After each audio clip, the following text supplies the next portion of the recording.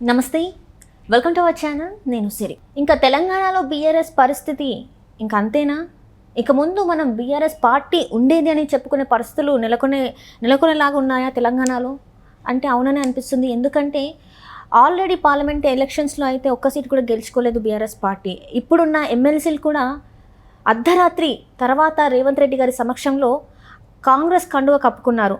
So ఈ అంశాన్ని మనకి వివరించడానికి మనతో పాటు ఉన్నారు ప్రముఖ సీనియర్ జర్నలిస్ట్ జగదేవ్ గారు. నమస్కారం సార్. నమస్తే సార్, ఇప్పుడు చూస్తుంటే బీఆర్ఎస్ పరిస్థితి రోజు రోజుకి ఇంకా దిగజారిపోతుందేమో అనిపిస్తుంది. ఎందుకంటే నిన్న అర్ధరాత్రి చూసినట్టయితే కొంతమంది ఎమ్మెల్సీలు చడీ చప్పుడు లేకుండా అసలు ఎవరికి ఇంత అనుమానం కూడా రాలేదు. ఎందుకంటే ఎన్ని రోజులు అంటూ వస్తున్నారు కానీ ఎప్పుడు కూడా ఎవరు కూడా బయటకు వచ్చింది లేదు, మాట్లాడింది లేదు. కాకపోతే కొంతమంది అర్ధరాత్రి, అది కూడా 11:30 తర్వాత 1 గంట ఆ టైంలో అనుకోండి, ఆ టైంలో రేవంత్ రెడ్డి గారి సమక్షంలో కాంగ్రెస్ కండువ కప్పుకున్నారు.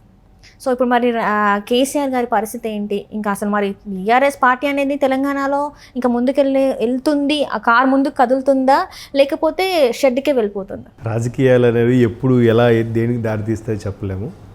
కాకపోతే మీరు అన్నట్టు ఎక్కువగా షెడ్కి వెళ్ళే పరిస్థితులే కనిపిస్తున్నాయి. ఎట్లా అంటే మనం ఇప్పుడు చాలా పాతగా విన్న సామెతే, బండ్లు ఓడలవుతాయి, ఓడలు బండ్లు అవుతాయి అని అంటుంటారు. అంటే ఎప్పుడు ఏది ఎక్కడ ఎవరికి ఏది ప్రాప్తమో ఎవరు చెప్పలేరు. అంటే అది రాజకీయం అవ్వచ్చు, వ్యాపారం అవ్వచ్చు, లేదా ఒక పొజిషను, ఒక పరపతి, డబ్బు, what ever it may be. So గత 10 ఏళ్ళు ఏకఛత్రాధిపత్యంగా తిరుగులేని పరంపర కొనసాగించిన కేసీఆర్ గారికి ఒక్కసారిగా ఈ ఓటమి కూడా ఘోర పరాభవం ఏం కాదు. 119కి 39 అంటే 1/3 మెజారిటీ బాగానే వచ్చాయి. చాలా చోట్ల సెకండ్ ప్లేస్లో, థర్డ్ ప్లేస్లో కూడా ఉన్నాయి బీఆర్ఎస్. బట్ ముఖ్యమంత్రిగా అవలేకపోయారు 39 సీట్లతో.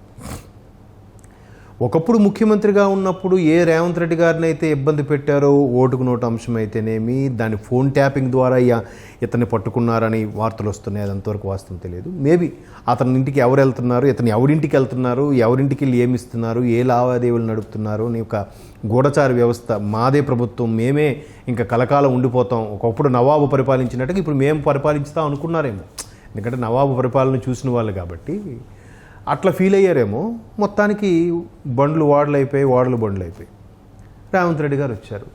వచ్చినలాగా అయితే ఇంకా చెప్పడం ఏంటంటే, ఇక కాంగ్రెస్ ప్రభుత్వం 80 ముందు ఎలా ఉండేదంటే ఒక సీల్డ్ కవర్లో ఎవరు పేరు వస్తే వాళ్ళే ముఖ్యమంత్రిగా ఉండడం, అక్కడ ఇందిరాగాంధీ గారు ఎవరి పేరు చెప్తే వాళ్ళ పేరు మారిపోవడం, రాజీవ్ గాంధీ గారు ఎవరిని హుకుం జారీ చేస్తే వాళ్ళ పేరు పెట్టడం, ఇట్లా రకరకాలుగా జరిగేవట. సో ఇప్పుడు మళ్ళీ అలాగే ఉంటుందేమో కాంగ్రెస్ అనే ఉద్దేశంలో వీళ్ళు రెచ్చగొట్టే వ్యాఖ్యలు చేయడం. రేవంత్ రెడ్డికి అంత సీన్ లేదు, రేవంత్ రెడ్డి రేపో మాపో వేరే బీజేపీతో కలిసి వెళ్ళిపోతాడు, లేదా చంద్రబాబు నాయుడుతో కలిసి వెళ్ళిపోతాడు, లేదంటే కాంగ్రెస్లోనే కొంతమంది ఎమ్మెల్యేలతో ప్రత్యేకంగా పార్టీ పెట్టి ముఖ్యమంత్రి అయిపోతాడు. ఇలా రకరకాలుగా ప్రజల్ని క్యాన్వాసింగ్కి వెళ్ళినప్పుడు చెప్పడం స్టార్ట్ చేశారు. ఎంత చెప్పినా కూడా ప్రజలు ఎవరిని విశ్వసించారు? మరలా కాంగ్రెస్ని విశ్వసించారు. ఏది? ఎంపీ ఎలక్షన్లో. అనూహ్యంగా బీజేపీని కూడా విశ్వసించడం స్టార్ట్ చేశారు. అయితే ఇక్కడ జనాలకు వచ్చిన సందేహం ఏంటంటే, ముందు నుంచి అన్ని సర్వేలు చెప్పేది ఏంటంటే 17 ఎంపీ స్థానాలకు గాను సరే ఒక 8, 10, 12 కాంగ్రెస్ వస్తాయి, బీజేపీకి ఒక 3, బీఆర్ఎస్కు 3, ఎంఐఎంకి 1 వస్తుందేమో అనుకున్నారు. కానీ అనూహ్యంగా ఏమైందమ్మా, 8 బీజేపీ కూడా కాంగ్రెస్కి పోటాపోటీగా వచ్చింది. ఎందుకు అలా వచ్చింది? అసెంబ్లీలోనే బీజేపీ మంచి మెజార్టీతో వస్తుంది అనుకున్న బీజేపీ రాకుండా థర్డ్ ప్లేస్లోకి వెళ్ళిపోయి కాంగ్రెస్ ఫస్ట్ ప్లేస్లోకి వచ్చేసింది. అంటే ఏదో జరుగుతుంది. ఒకటి, కారు మీద, బీఆర్ఎస్ మీద పూర్తి స్థాయి వ్యతిరేకత పెరిగిపోతుంది. మరోవైపు బీజేపీ వస్తుంది అనుకున్నది అనూహ్యంగా కాంగ్రెస్ వచ్చింది. ఇటువంటి కాంగ్రెస్ని మొదటి నుంచి కూడా బద్నాం చేసేలాగా కాంగ్రెస్ రేపు ఎంపీ సార్వత్రిక ఎన్నికల తర్వాత ఉండదు అని ఎవరెవరు అన్నారు? బీఆర్ఎస్లో, బీజేపీలో కొంతమంది ప్రముఖులే అన్నారు. అంటే ఇక్కడ చాలామందికి అర్థమైంది ఏంటంటే బీఆర్ఎస్, బీజేపీ లోపాయకారంగా సంధి చేసుకున్నారేమో అని ఒక సందేహాలు అయితే ఉన్నాయి. లేదంటే బీజేపీకి అనూహ్యంగా 8 సీట్లు రావడం ఏంటి ఎంపీలో? అంతముందుకు ఏ సర్వేలు తీసుకున్నా, ఎవరు మాట్లాడుకున్నా, ఎంత డెప్త్గా అనలైజ్ చేసినా కూడా బీజేపీకి మహా వస్తే ఈసారి 3 నుంచి 5 వరకు వస్తే రావచ్చు, కాంగ్రెస్కి 10 వరకు వస్తాయి, ఎంఐఎం ఎలాగా ఓల్డ్ సీట్ ఇది కన్ఫర్మ్, ఇట్లాగే మాట్లాడుకున్నారు. కానీ బీజేపీకి 8 వస్తాయని ఎవరు అనుకోలేదుగా. అంటే బీజేపీ, బీఆర్ఎస్ ఒకవైపు పొత్తుగా ఉన్నాయని. ఇట్లాంటి నడుస్తున్న నేపథ్యంలో బీఆర్ఎస్ నుంచి ఒక్కొక్కరుగా ఎమ్మెల్యేలు కాంగ్రెస్కి పయనమైపోతున్నారు, కొంతమంది బీజేపీలోకి వెళ్ళిపోతున్నారు. ఈ కారు అధినేత కేసీఆర్ గారు ఎప్పటికప్పుడు ప్రెస్ మీట్లు పెట్టి ఇంకా వాళ్ళదేం లేదు, వాళ్ళ సీన్ అయిపోయింది, రేపు మనదే మళ్ళీ మనమే, వాళ్ళు ఎలాగా పరిపాలించలేరు, వాళ్ళకి పరిపాలన చేత కాదు, ఆల్రెడీ కరెంటు కోతలు ఉన్నాయి, నాకు కాంగ్రెస్లో కొంతమంది ఉన్నారు, నా వైపు వచ్చడానికి సిద్ధంగా ఉన్నారు, ఇట్లాంటి వ్యాఖ్యలు చేస్తున్న నేపథ్యంలో కాంగ్రెస్ కూడా ముందస్తుగానే జాగ్రత్త పడుతుందేమో అనిపిస్తుంది నాకు. ఆ ముందస్తుగా జాగ్రత్త పడుతున్న ప్రక్రియలో భాగంగా కేసీఆర్ గారు ఇచ్చిన స్టేట్మెంట్లని బేస్ చేసుకొని ఎవరెవరైతే పార్టీలో చేరదాం అనుకుంటున్నారో వాళ్ళందరికీ కూడా డోర్లు ఓపెన్ చేసేశారు. రండి బాబు రండి అని. ఆల్రెడీ 9 మంది ఎమ్మెల్యేలు వెళ్ళిపోయారు, ఇప్పుడు 6 ఎమ్మెల్సీలు కూడా సిద్ధంగా ఉన్నారు. ఇది కాకుండా నిన్న కేశవరావు గారు చూస్తే ఇంకా 2 ఏళ్ళు పదవుగా ఉంటుండగానే రాజ్యసభ సభ్యత్వానికి రాజీనామా చేసి కాంగ్రెస్లో చేరారు కదా. అంటే ఆయనకి అంత భరోసా లేకపోతే, లేదంటే కాంగ్రెస్ మీద కాంగ్రెస్ నుండి ఎటువంటి భరోసా లభించకపోతే ఆయన ఈ స్థాయి స్టేట్మెంట్ ఇచ్చాడు. మరోవైపు కేటీఆర్ గారు ఏమంటున్నారు, ఈయన రాజీనామా చేసి వెళ్ళాడు, మిగతా వాళ్ళు కూడా రాజీనామా చేసి వెళ్తే బాగుంటుంది, అది వాళ్ళ విజ్ఞతకే వదిలేస్తున్నాను, ఇదేనా రాజ్యాంగం కాపాడడం, ఇదేనా రాజ్యాంగం కాపాడే పద్ధత అని కేటీఆర్ గారు మళ్ళీ క్వశ్చన్ వేశారు. బాగుంది క్వశ్చన్ వేశారు. మరి మీరు అధికారంలో ఉన్నప్పుడు కాంగ్రెస్ నుంచి బీజేపీ నుంచి కూడా మీలోకి వచ్చారుగా, మరి అప్పుడు కూడా మీరు రాజీనామా చేసే మా దగ్గర రండి అని మీరు ఆహ్వానించారా? బీఆర్ఎస్ ప్రభుత్వ హయాంలో కాంగ్రెస్ వాళ్ళు బీజేపీలు కూడా కొంతమందిలోకి వెళ్ళారుగా, టీడీపీ వాళ్ళు కూడా వెళ్ళిపోయారుగా. టీడీపీ నామరూపాలు లేకుండా చేసింది ఎవరు తెలంగాణలో? అందరికీ తెలిసిన విషయమే. మరి అప్పుడు మీ దగ్గరికి వచ్చినప్పుడు మీరు ఆ పార్టీకి ఆ సభ్యత్వానికి అలాగే ఆ అసెంబ్లీ పదవికి కూడా రాజీనామా చేసి రండి అని మీరు ఆహ్వానించారా? లేదు కదా. అప్పుడు మీరు అలాగ ఆహ్వానించినప్పుడు ఇప్పుడు మీరు ప్రశ్నించే అధికారం మీకు లేదు. సో ఎమ్మెల్సీలు కూడా వాళ్ళు వెళ్ళిపోతారు.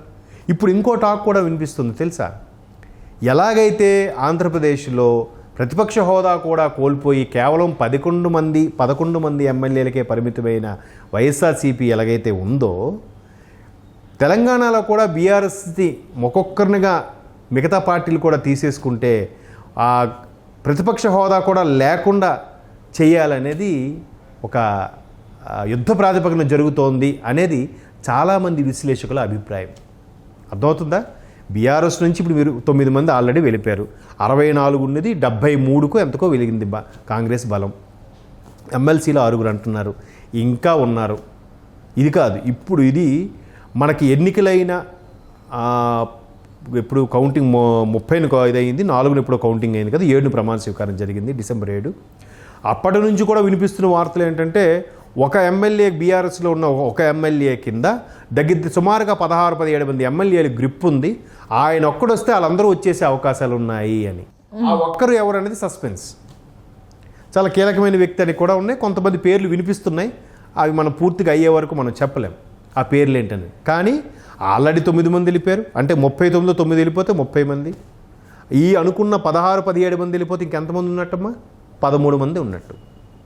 సో మరలా ఇంకొక ఇద్దరిని కానీ తీసేస్తే 11కి కానీ వచ్చేస్తే 120లో అంటే 119, 120లో 10వ వంతు అంటే 12 మంది ఉండాలి.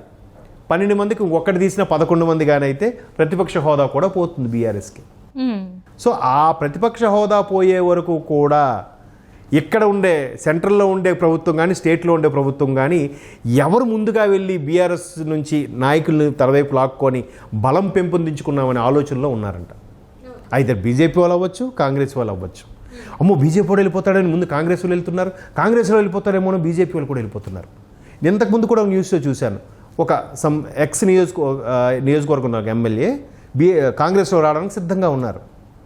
కానీ ఆల్రెడీ కాంగ్రెస్లో ఉన్న జడ్పీ చైర్పర్సన్ స్థాయి వ్యక్తులు ఆ వ్యక్తి ఇన్ని రోజులు బీఆర్ఎస్లో ఉన్నప్పుడు మా మీద చాలా రుబాబు చేశాడు, దయచేసి ఆయన రానివ్వకండి అని అంటే రేవంత్ రెడ్డి గారు ఏం పర్వాలేదు రానివ్వండి, మనకు కావాలి, ఆయన వచ్చిన తర్వాత ఆయనకి ఒక స్థానం కల్పిద్దాం, అప్పుడు మనందరం కలిసి పని చేసుకోవాలి, ఏం పర్లేదని ఆ జడ్పీ చైర్పర్సన్ స్థాయి వ్యక్తులకి ముఖ్యమంత్రి రేవంత్ రెడ్డి గారు బుజ్జగిస్తున్నారంట.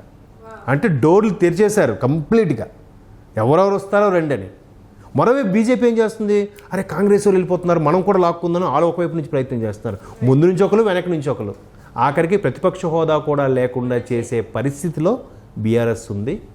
ఇప్పుడు నెక్స్ట్ పార్టీ మనుగడ ఏంటి, 2028 కల్లా పార్టీ ఉంటుందా ఉండదా, దాని మనుగడ ఏంటి, అధినేత ఎటువంటి చర్యలు తీసుకోబోతున్నారు అనేది biggest question. Let us wait and see. Right, sir. Right. Thank you so much, sir.